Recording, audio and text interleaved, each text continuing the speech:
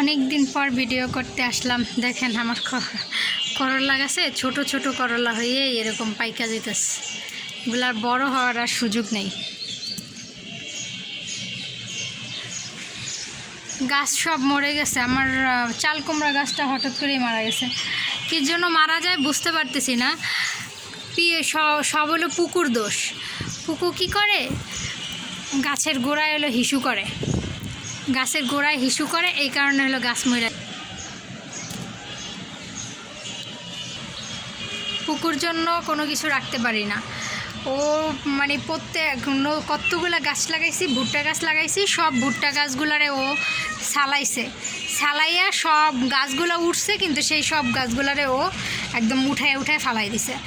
আর চাল কুমড়া গাছের গোড়ার মধ্যে উঠা হিসু করছে, গাছটা মারা গেছে। করলা গাছের গোড়াগুলো ছালাইয়া একদম শিকড় টিকড় উঠে ফেলছে, গাছগুলো মারা যাইতেছে।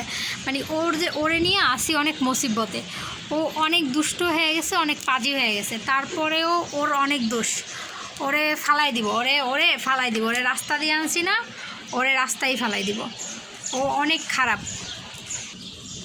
ও হইলো আমারে কামড়ায়, এত পরিমাণে কামড়াকামড়ি করে কেন বলতে পারি না। কামড়ায় একদম অবস্থা খারাপ করে ফেলে। কালকেও এত কামড় দিচ্ছে আমার পায়ের মধ্যে যে ওর দাঁতগুলো একদম ঢুইকা গেছে পায়ের মধ্যে। এত পাজি হয়েছে।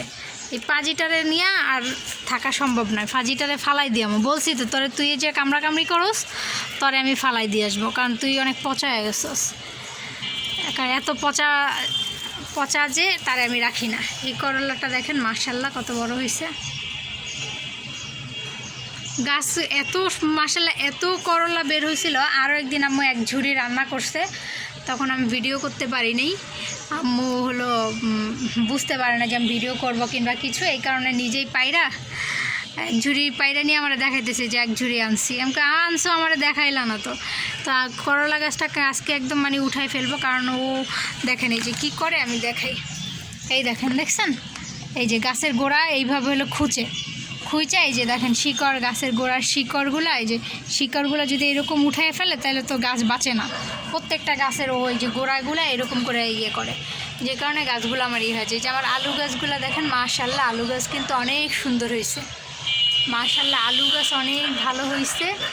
যে এখন শুধু আলু গাছগুলাই ভালো আছে। আলু গাছগুলা, কারণ আলু গাছগুলো হলো আম্মু বস্তার মধ্যে লাগাইছে, বস্তার মধ্যে লাগাই করে রাখছে, যে কারণে আলু গাছগুলো আর কিছু করতে পারে না। কী করবো ওরে নিয়ে জানি না, ওর কারণে মানে কোনো জিনিস রাখতে পারি না। দেখেন এই যে তুলসী গাছটা পর্যন্ত মরে গেছে। ও হলো এমন অত্যাচার করছে। আলু গাছগুলো আছে শুধু, ওই আলু গাছের ইয়াগুলো আবার ছোট ছোট, তো তাও আলু গাছের এইটার মধ্যে এসে এইটুকু জায়গার মধ্যেও গোল হয়ে এখানে রাতে ঘুমায় থাকে, এইখানেও রাতে ঘুমায় থাকে। এইটার মধ্যে ছিল আমার চাল কুমড়া গাছটা, একদম পুরা যে কি অবস্থা করছে আমার দেখে অনেক খারাপ লাগছে। কত সুন্দর করে চাল কুমড়া গাছটা হয়েছিল, কিন্তু ওর কারণে আর সেটা হইল না।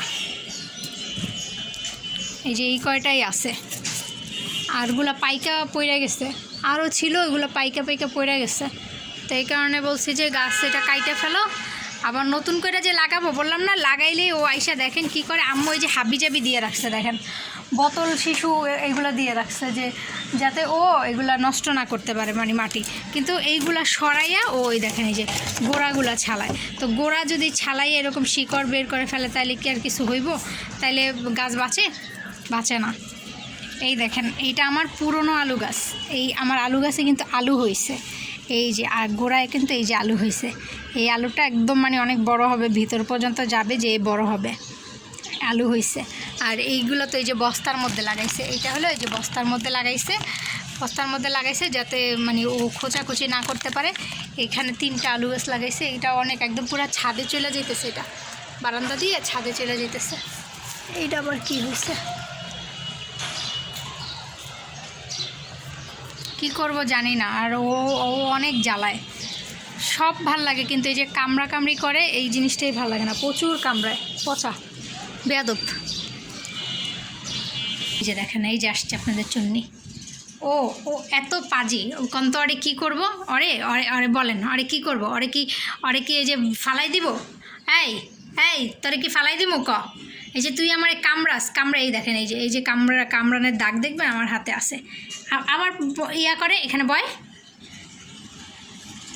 এমনি ভালো, কিন্তু মাঝে মাঝে কি হয় জানি না, তখন ও কামড়ি কইরা একদম মানে অবস্থা খারাপ করে ফেলে।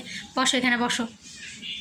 এই দেখেন কামড়ায় কী করছে দেখছেন, এগুলো কিন্তু ওর কামড়, আঁচড় না, আঁচড় দেয় না, এটা হলো দাঁত দিয়ে মানে কামড় দিছে, পরে আমি ছাড়াইতে গেছি আর পুরো দাঁতে এরকম ঘষা লেগে আমার এই অবস্থা হয়েছে। তারপরে এই হাতেও আছে, দেখাই আপনারা, এই হাতেরগুলো দেখা যায় না, মানে কালকে এইখানে কামড় দিছে, এইখানে পুরো ফুইলা গেছিলো। আর পায়ের মধ্যে আমার কামড়াইছে, পায়ের এই যে রানের মধ্যে আমি ঘুমাইয়া থাকলে আইসা রানের মধ্যে জড়াই ধরে তারপরে কামড় দেয়। দেখেন না, কিচ্ছু বুঝে না, দেখেন সে কিচ্ছু বুঝে না। তার মতো ভদ্র ইনোসেন্ট বাচ্চা আর একটাও আছে? দেখেন তো, একটাও ভদ্র ইনোসেন্ট বাচ্চা আছে? হ্যাঁ, দেখেন কেমন করে, দেখেন। পোকো, তুমি আমার এই কামড় দাও না, বলো, অনেক কামড় দাও না, দেখছেন কেমন করে। ও এখন এই যে আন্টিরা দেখবে এর জন্য তুমি এখন কামড় দিতেছো না, এখন ভদ্র সাচ্ছ যে না দেখো আন্টিরা আমি অনেক ভালো, মিথ্যা কথা বলে আমার নামে না। হ্যাঁ পুকু, পুকু, ওরে অনেক আদর করি, আসলে আদর করে দেখেই মানে ইয়া লাগে না।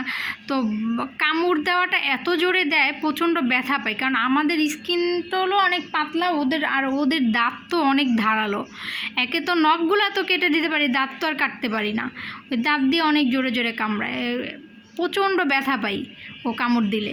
একটা পাজি বিড়ালও আমার পাজি বিড়াল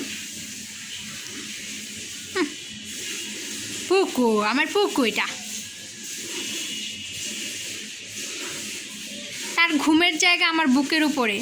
তারপর আমি তারে যতই আমি খাওয়াই না কেন, বাটি ভইরা মাছ খাওয়াইয়া দেওয়ার পরে যখন আমি খাইতে যাই তখন সে আমার কাছে যাবে, সে আমার খাবার খাবে, নাইলে তার শান্তি নেই। তো বললেন যে ওরে কী করবো, ওরে কি বাসা দিয়ে তাড়াই দিব? তোমারে আমি তাড়াই দিব, ঠিক আছে? এদিক চাও, এই যে তোমারে বাসা থেকে ধাওয়াই দিব, মায় বলছে না যে তোমারে বাসা থেকে ধাওয়াই দিব, তোমারে ধাওয়াই দিব। দেখেন কেমন করে, চেহারা দেখলে কি ইনোসেন্ট, কিচ্ছু বুঝে না, মায়া লাগে এই থোতাটা দেখলেই। সে ঘুমাবে আমার বুকের উপরে, খাবে আমার খাবার, আমারে কিছু খাইতে দিবে না, তারপরে আমার কাছে এসে ঢং করবে, কিন্তু কামড়াবেও আমারে। এই কারণে ওর শাস্তি হলো ওরে আমরা রাস্তায় থেকে আনছি, ওরে রাস্তায় ফালাই দিয়ে আসবো, দেখেন না ঘুমাইছে, সে টান হয়ে ঘুমাইছে। আর চাদর তো এই আমারটা ছিঁড়ে নাই, আম্মুর রুমের চাদর, ওইটারে মানে কামড়াইয়া ছিঁড়া একদম অবস্থা খারাপ করে ফেলছে। দেখেন কেমনটা করে দেখছেন।